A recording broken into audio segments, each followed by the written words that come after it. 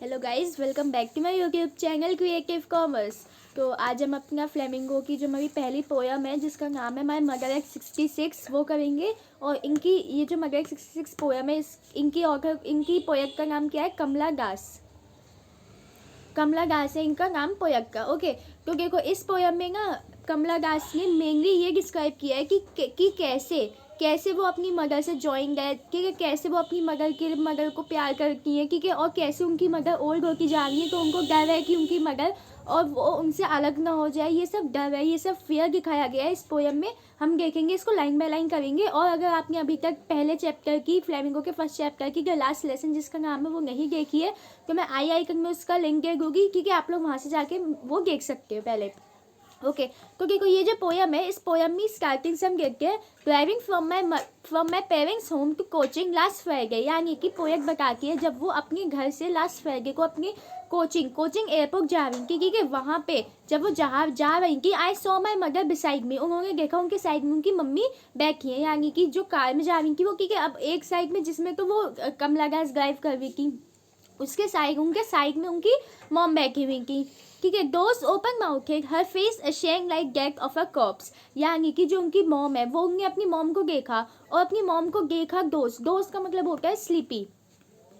उनकी जो मॉम की वो थोड़ी स्लीपी की, ठीक है, पूरी तरीके से सोना नहीं होता, थोड़ा वक्त जो बंदा जैसे स्लीपी मूड में होता है वो, ठीक है। ओपन माउथ कुछ लोगों की आदत होती है कि अपना मुंह खोल के सोंगे की। Okay, her face ashing like death of a corpse का मतलब होता है डेड बॉडी। अब पोएट ने अपनी मॉम को डेड बॉडी की तरह क्यों कंपेयर किया है? क्योंकि जिस तरीके से डेड बॉडी के फेस पे कोई ग्लो नहीं होता, ठीक है, कोई भी ग्लो नहीं होता, कोई जॉय नहीं होती, कोई चेयर नहीं होता, कुछ नहीं होता, उसी तरह पोएट की मॉम के फेस पे भी उस टाइम पे कोई ग्लो नहीं है, कुछ नहीं है, बस उनकी मॉम एकदम स्टिल है, एकदम स्टिल ऐसे बैठी हुई है बिल्कुल जैसे एक डेड बॉडी हो। एंड रियलाइज विद पेन, फिर उन्हें रियलाइजेशन हुई that she was as old as she looked. यानी कि वो सच में बहुत ज़्यादा ओल्ड हो चुकी है। उनकी जो कमला दास है उनको रियलाइज़ हुआ कि उनकी मॉम सच में बहुत ज़्यादा ओल्ड हो चुकी है, ठीक है, और ये रियलाइज़ करके ये सोच के उन्हें बहुत ज़्यादा बुरा लगा। But soon put that thought away, फिर उन्होंने क्या किया, उस थॉट को साइड करके and look out at a young piece printing.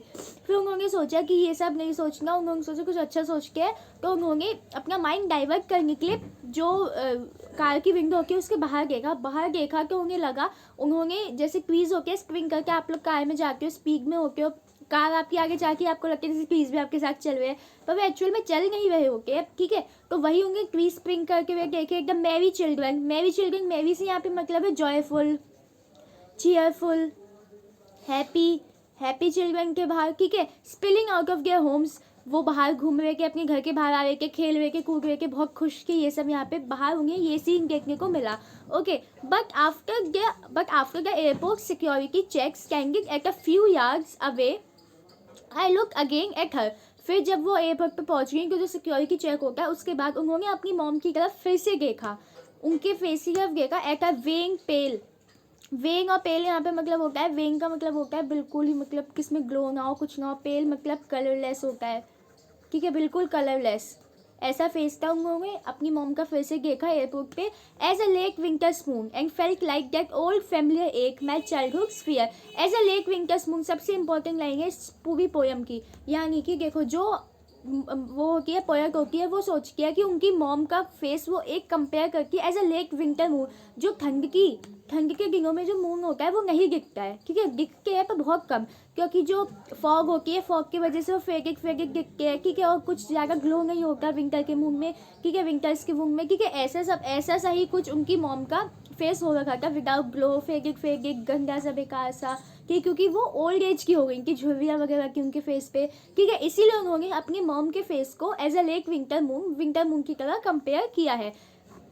Familiar एक मैं चाइल्डहुड फेल्ट, उन्होंने फिर एकदम से उनका जो चाइल्डहुड फियर था ना वो उनको फिर से रियलाइज़ हुआ कि पहले बचपन में वो किस बात से डरती कि अपनी मॉम से सेपरेट ना हो जाए, ठीक है, उनकी मॉम उनसे दूर ना चली जाए, ठीक है, उनको ये डर लगता था, सब बच्चों को लगता है, ठीक है, ऐसे उनको भी लगता था, ठीक है। तो अब भी उनका ये इस मूवमेंट पे उनको ये लग रहा था कि फिर से अपनी मॉम को मिल पाएंगी नहीं मिल पाएंगी, जब वो वापस आएंगी तो उनको वो अपनी मॉम से मिल नहीं पाएंगी, उनकी मॉम की कहीं डेथ ना हो जाए, ये सब उनके दिमाग में चल रहा था।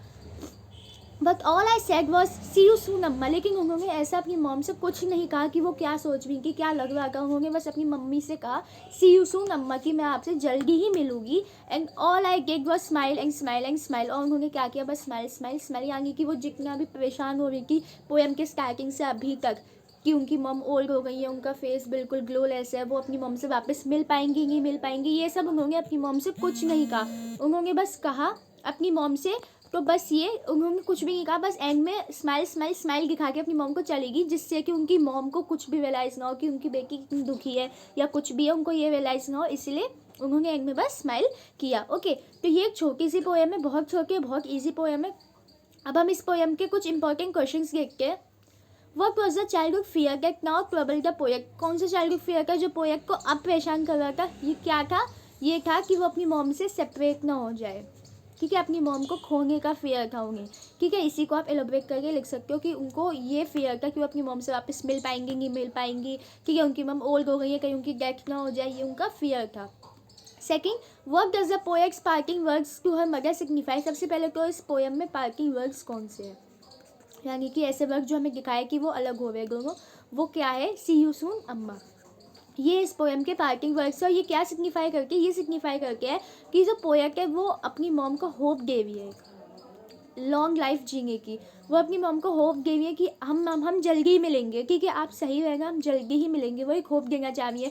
वो अपनी स्माइल के अंदर अपना फियर छुपा रही है। ओके, वो अपनी स्माइल के अंदर अपना फियर छुपा रही है कि उनको कितना डर है अपनी मॉम से अलग होने का, ये सिग्निफाई करता है। ओके, थर्ड देखो, ये वाला जो क्वेश्चन है, ये क्वेश्चन आप लोगों को करना है खुद से, और ये क्वेश्चन में कमेंट बॉक्स में इसका आंसर देना है। जिसका आंसर सही हो उसका आंसर मैं पिन करूँगी, उसका कमेंट में पिन करूँगी। अगर किसी ने गलत किया तो मैं कमेंट बॉक्स में इसका आंसर बता दूँगी।